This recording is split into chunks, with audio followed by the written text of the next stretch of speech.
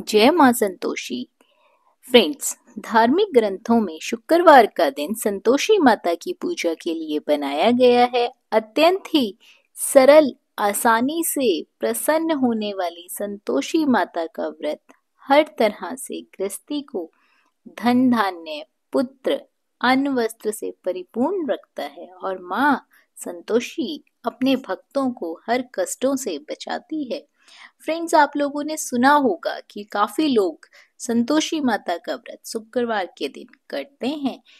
शुक्रवार के दिन जो लोग भी व्रत रखते हैं, संतोषी माता का पूजा पाठ करते हैं, उन लोगों को पूजा पाठ के साथ साथ व्रत के पुण्य फलों की प्राप्ति के लिए संतोषी माता की संपूर्ण व्रत कथा जरूर सुननी चाहिए।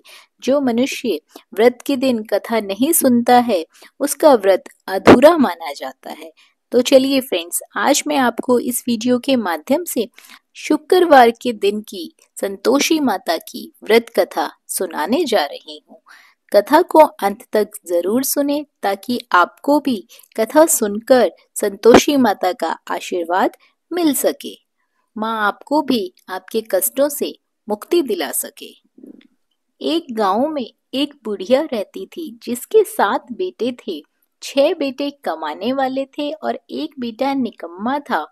बुढ़िया माँ 6 पुत्रों का जूठा 7वें पुत्र को दे देती थी।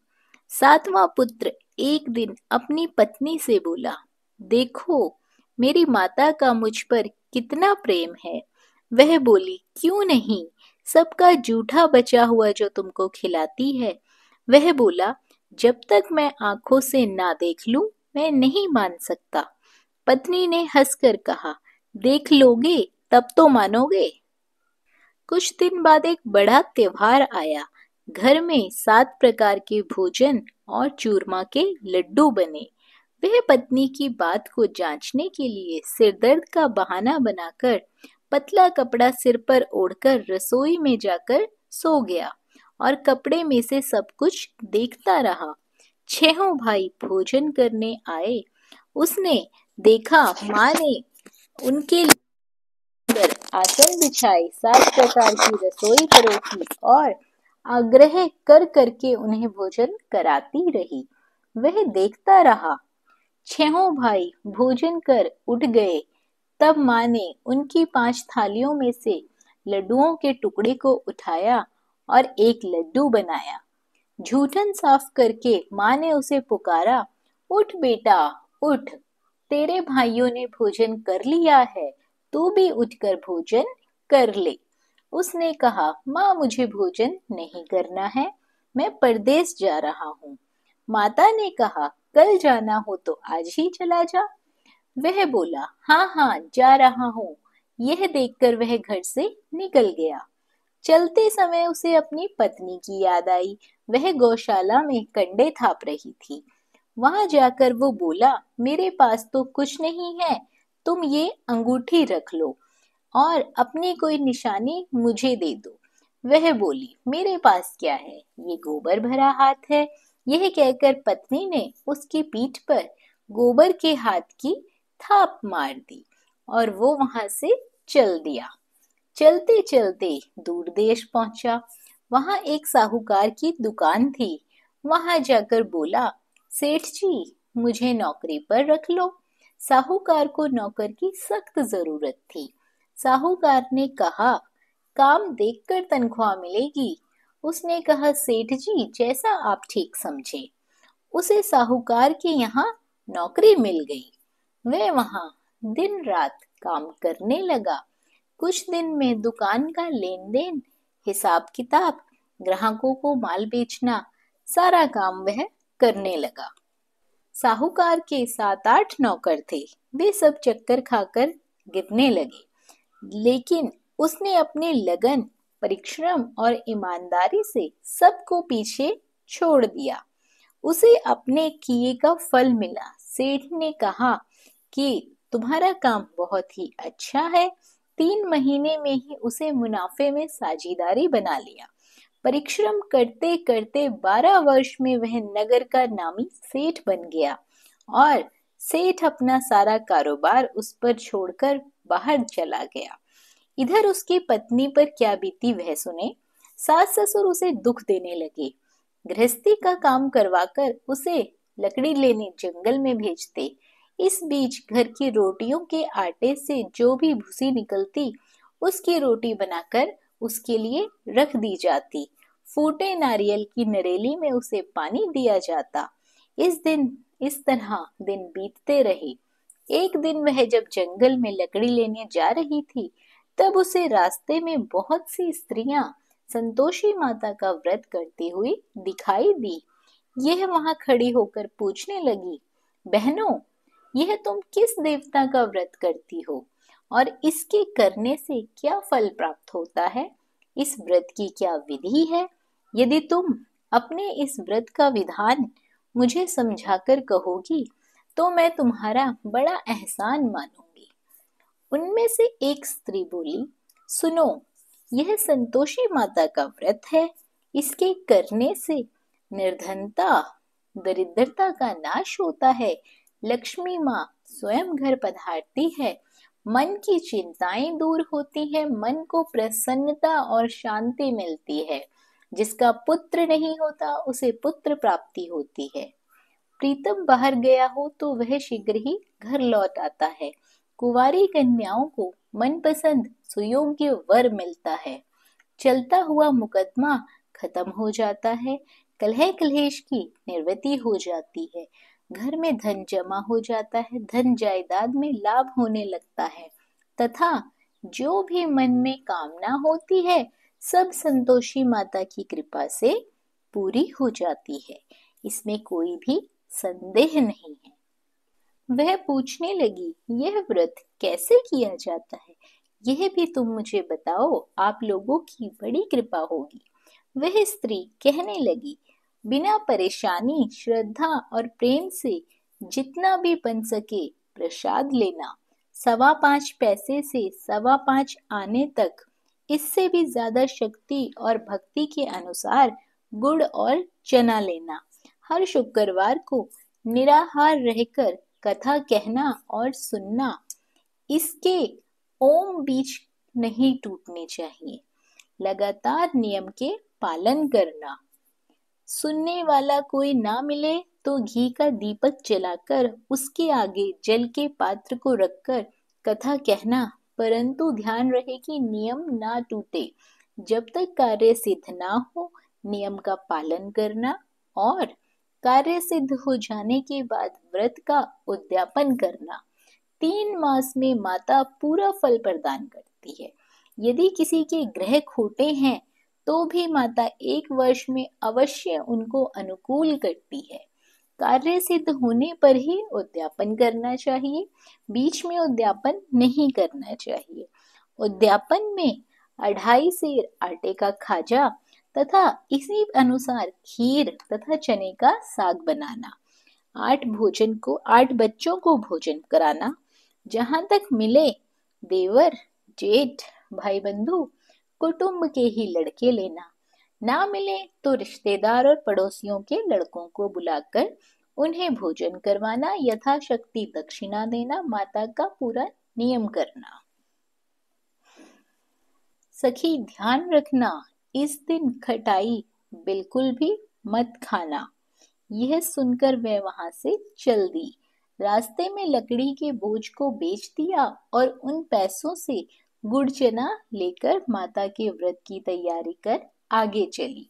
रास्ते में संतोषी माता के मंदिर में जाकर माता के चरणों में लौटने लगी। विनती करने लगी, हे माँ, मैं दीन हूँ, मैं निपट मूर्ख हूँ, व्रत के नियम कुछ नहीं जानती हूँ, मैं बहुत दुखी हूँ। हे माता, मैं तेरी शरण में आई हूँ, मेरे दुख दूर कर। माता को दया आई। एक शुक्रवार बीता कि दूसरे शुक्रवार को उसके पति का पत्र आया और तीसरे शुक्रवार को उसका भेजा हुआ पैसा भी आ पहुंचा। यह देखकर जेठानियां मुंह सिकोड़ने लगी। इतने दिनों बाद इतना पैसा आया, इससे क्या पढ़ाई है? लड़के ताने देने लगे, काकी के पास अब पत्र आने लगे हैं, रुपया आने लगा है। अब तो काकी की खातिरदारी बढ़ेगी, अब तो काकी बुलाने से भी नहीं बोलेगी। बेचारी सरलता से कहती है, भैया पत्र आए रुपया आए तो हम सबके लिए अच्छा है। ऐसा कहकर आंखों में आंसू भरकर संतोषी माता के मंदिर में जाकर बैठती है। मातेश्वरी के चरणों में गिरकर रोने लगती है। माँ, मैंने तुमसे पैसा नहीं मांगा, मुझे पैसे से क्या काम, मुझे तो अपने सुहाग से काम है। मैं तो अपने स्वामी के दर्शन और सेवा मांगती हूँ। तब माता ने प्रसन्न होकर कहा, जा बेटी, तेरा स्वामी जल्द ही आएगा। यह सुन खुशी से बावली होकर वह घर आकर काम करने लगी। संतोषी माँ विचार करने लगी, इस भोली पुत्री से मैंने कह तो दिया है कि तेरा पति शीघ्र आएगा, पर आएगा कहाँ से? वह तो इसे स्वप्न में भी याद नहीं करता। उसे इसकी याद दिलाने तो मुझे ही जाना पड़ेगा। संतोषी माता ने उस बुढ़िया के बेटे को स्वप्न में समझाया, पुत्र, तेरी घरवाली बहुत कष्ट उठा रही है। यह बोला, हाँ माता, यह तो मुझे भी मालूम है, परंतु क्या करूं, वहां कैसे जाऊं? परदेश की बात है, लेन देन का सारा हिसाब किताब है, कोई जाने का रास्ता ही नजर नहीं आता। आप ही कोई रास्ता दिखाएं कि मैं वहां कैसे जाऊं। माँ कहने लगी। सवेरे नहा धोकर संतोषी माता का नाम लेकर घी का दीपक जला दंडवत कर वहां दुकान पर जा बैठने लगा। देखते देखते तेरा लेन देन चुक जाएगा, जमा माल बिक जाएगा, सांझ होते होते धन का ढेर लग जाएगा। वह अगले दिन सुबह जल्दी उठा। उसने मित्र बंधुओं परिचितों से स्वप्न में माता द्वारा कही गई बात बताई। वे सब उसकी बात सुनकर उसकी खिल्ली उड़ाने लगे। वे कहने लगे कि कहीं सपने भी सच होते हैं। एक बूढ़ा व्यक्ति बहुत समझदार था। वह बोला, देखो भाई, मेरी बात मानो, इस तरह साच या झूठ कहने के बदले देवता ने जैसा कहा है वैसा ही करो, तेरा क्या जाता है। बूढ़े की बात मानकर नहा धोकर उसने संतोषी माता को प्रणाम किया, फिर घी का दीपक जलाकर दुकान पर जा बैठा। शाम तक धन का ढेर लग गया। वह हैरान हुआ, मन में संतोषी माता का नाम ले बहुत प्रसन्न हुआ। घर जाने के वास्ते उसने गहना कपड़ा सामान खरीदने लगा। सब काम से निपटने के बाद वह घर के लिए रवाना हुआ।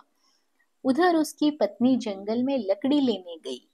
लौटते वक्त बहुत थक जाने के कारण संतोषी माता के मंदिर पर विश्राम करने बैठ गई।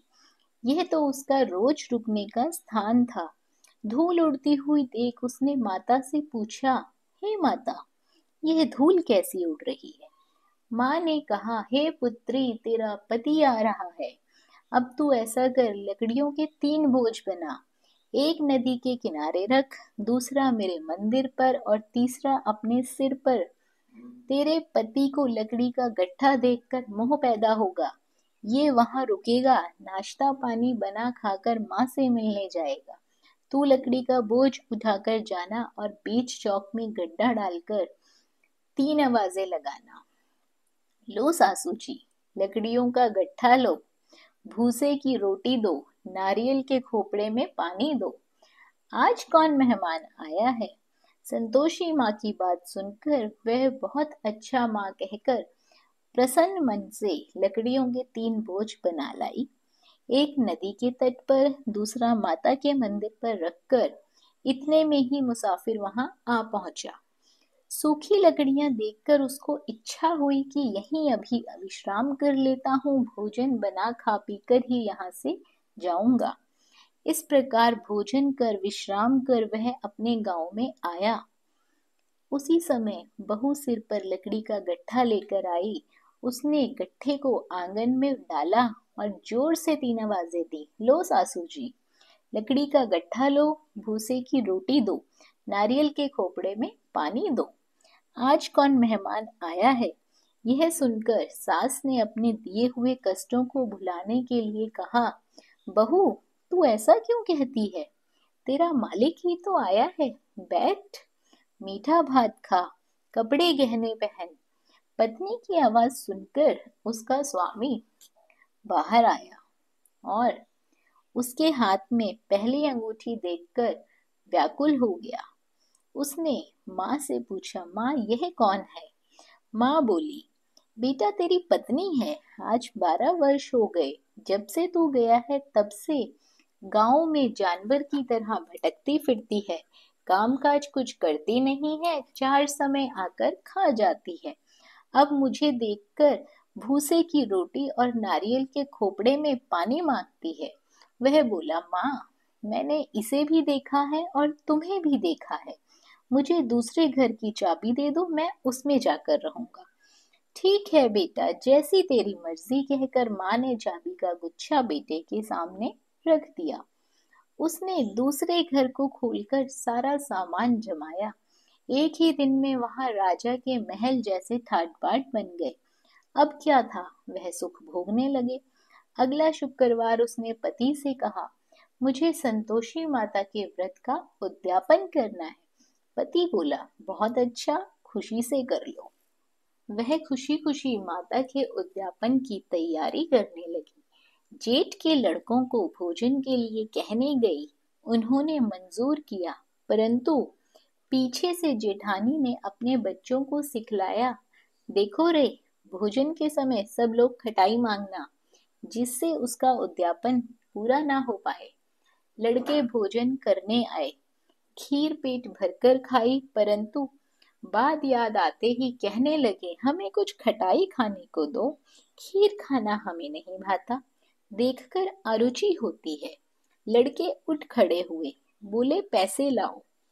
भोली बहू कुछ नहीं जानती थी, उन्हें उसने पैसे दे दिए।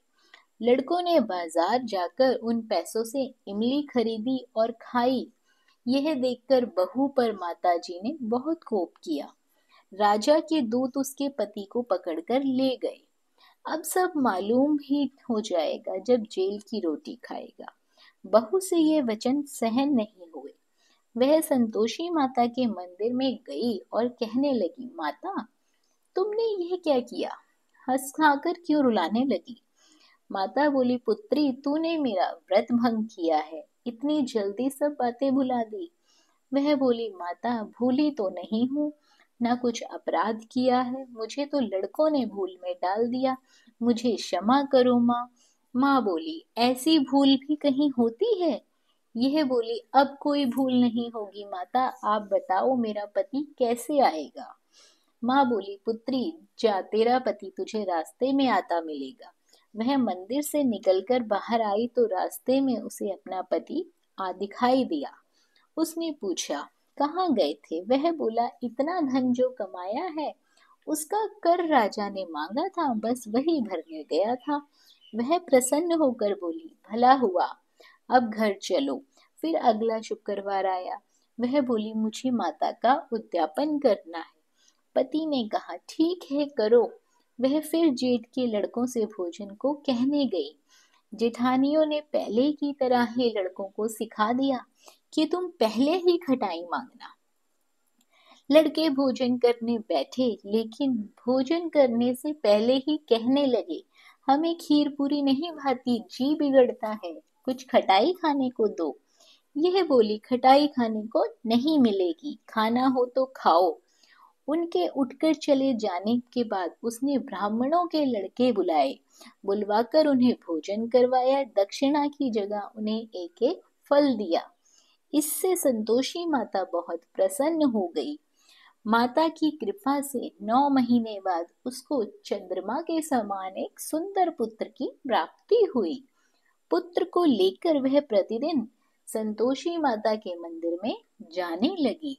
यह देखकर माँ ने सोचा कि यह रोज आती है, आज क्यों ना मैं ही इसके घर चलूं, इसका आसरा देखूं तो सही। यह विचार कर माता ने डरावना रूप बनाया। गुड़ और चने से सना मुख, ऊपर से मुंडन के समान ओंठ, उस पर मक्खियां भिन भिना रही थी। दहलीज में पैर रखते ही उसकी सास चिल्लाई, देखो रे, कोई चुड़ैल डाकिनी चली आ रही है लड़कों, इसे भगाओ नहीं तो सब खा जाएगी। बहू रोशनदान से देख रही थी। वह प्रसन्न हो उठी, आज मेरी माता मेरे घर आई है। यह कहकर दूध पीते बच्चे को उसने गोद से उतार दिया। इस पर उसको सास क्रोध में बोली, अरे रांड, इसे देखकर कैसी उतावली हुई है जो बच्चे को पटक दिया। इतने में माँ के प्रताप से जहाँ देखो वहाँ लड़के ही लड़के नजर आने लगे। यह बोली, माँ जी, मैं जिनका व्रत करती हूँ ये वही संतोषी माता है। इतना कहकर उसने झट से घर के सारे किवाड़ खोल दिए। सबने माता के चरण पकड़ लिए और विनती कर कहने लगे, हे माता, हम मूर्ख हैं, अज्ञानी हैं, तुम्हारे व्रत की विधि हम नहीं जानते। तुम्हारा व्रत भंग करके हमने बहुत बड़ा अपराध किया है। हे माता, आप हमारे अपराधों को क्षमा करो। इस प्रकार बार बार कहने पर संतोषी माता प्रसन्न हुई। इसके बाद उसकी सास कहने लगी, हे संतोषी माता, आपने बहू को जैसा फल दिया वैसा सबको देना। जो यह कथा सुने या पढ़े उसका मनोरथ पूर्ण हो, उसकी सारी मनोकामनाएं पूरी हो। फ्रेंड्स, जो भी व्यक्ति संतोषी माता का श्रद्धा भाव से, पूरे भक्ति भाव से, अपनी श्रद्धा अनुसार संतोषी माता का विधिवत पूजन करता है, उसे अनंत सुखों की प्राप्ति होती है। माता उसके जीवन में खुशियां ही खुशियां देती है, उसे खुशियों का वरदान देती है।